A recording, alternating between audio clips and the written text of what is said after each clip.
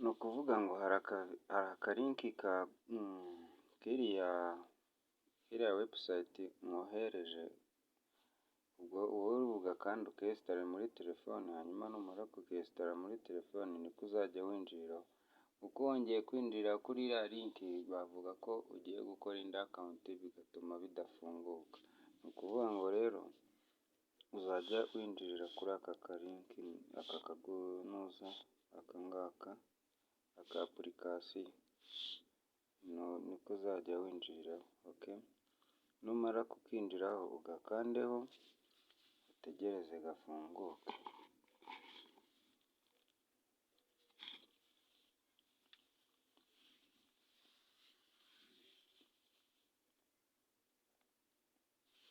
Okay, urabona ko kafungutse, noneho urabona hari aho handitse kiriyeti akawunti,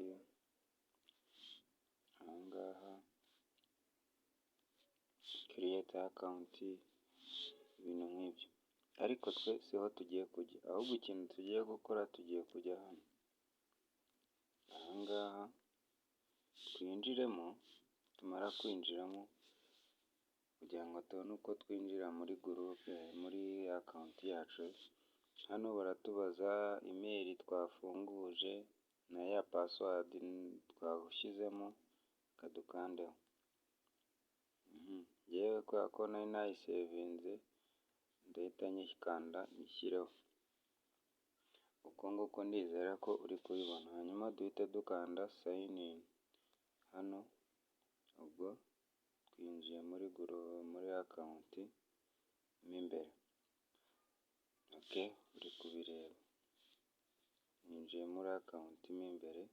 Noneho twe icyo dukora kugira ngo tujye tubona uko dukora amafaranga ya buri munsi, turaca hano, turi kureba aha ngaha, aha kuri ugendeye kuri ani foromu adisi, ndizera ko uri kubireba, ukandaho, wamara gukandaho ugategerezaho gatoya, warangiza ugahita usikororinga cyangwa se uzamura neza gato cyane gutya, warangiza kubera ko njyewe akazi ntagakoze, hano habura iminota 31 kugira ngo babe bongeye bampaye akandi kazi. Ubwo utu tuzu uri kubona hano, utu tuzu uri kubona aha ngaha, utu tuba ari umweru, icyo ukora ni ugukandaho gusa, ni twa adi nyine, ni ugukandaho gusa ugahita ukanda baka nyine usa nk'usubira inyuma, uhita usanga kabaye umukara nk'uko uri kubona birimo kwibara, baguha amasaha 12. Ubu ukibara ugenda bwose ubuze uko ari 10, ugenda ubukandaho gusa, ni ugukandaho gusa byonyine, ukongera ugakanda baka kugira ngo usubireyo. Ni ukuvuga ngo aha ngaha havuyeho iyi etape, irarangiye. Kugira ngo have ikintu ukora, uhita uza hano, aha ngaha kuri aka gakubo ugakandaho, wamara gukanda kuri aka gakubo ako nkweretse, tugahita dusubira muri akawunti mo imbere. Twamara gusubira muri akawunti mo imbere, tukongera tugasikororinga tuzamura hejuru, tuzamura, kuko aha mbere ni hano kuri adisi, aha kabiri ni hano ku mafoto, ani foromu fotozi.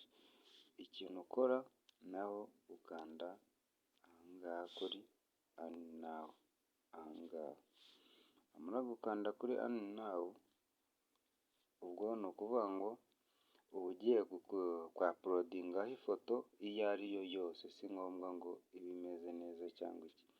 Hano hari 5 uruhande rumwe ruba ruriho 5 rw'inyuma, urw'imbere hariho 0, hanyuma kuri hano 5 fotozi, ni ukuvuga ngo deyiri limiti ricedi kamu baki tumoro, ni ukuvuga ngo ubwo turongera gusubiraho mu kanya igihe ari amasaha arangiye cyangwa se ejo, ni ukuvuga mu gitondo.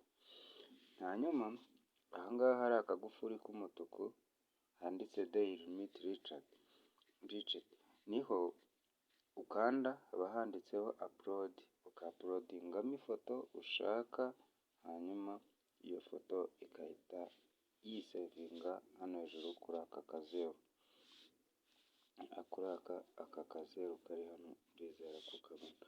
Noneho hano aha ngaha hari umutuku haba hari upload photo, iyo uhakanze bihita bikora iki?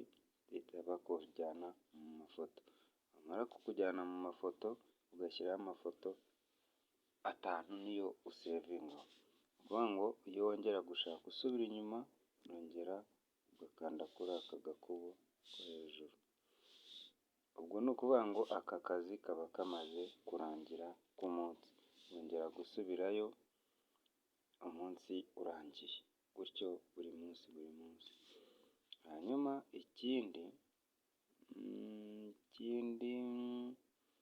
ikindi kuri aha ngaha, aha naho hari ibibazo bakubaza, aha ngaha uri kubibona, njyewe ibibazo bambajije ibibazo 10 nabishubije uyu munsi, ni ukuvuga ngo uhita ukandaho, numara gukandaho urabona ko bari kuvuga ngo you have answered all questions from today, come back tomorrow, kuvuga ngo ibibazo nari nabajijwe uyu munsi nabishubije 10, ubwo bazongera kumpa ibindi bibazo ejo mu gitondo, ni ukuvuga ngo ni uku akazi ka hano kameze.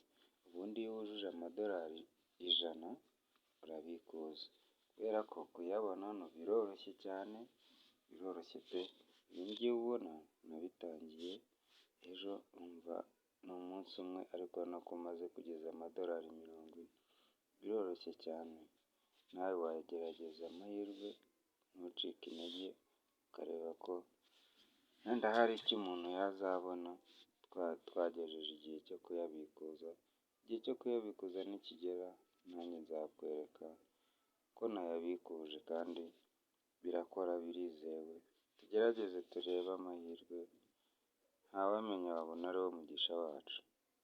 Sawa, urakoze muhungu wanjye, ubwo rero ibyo uzagenda udasobanukiweho byose uzajya ugenda umbaza, nzagenda nkusubiza kandi ndizera ko ibintu bizagenda neza. Hano ahantu ho kubikuriza harahari,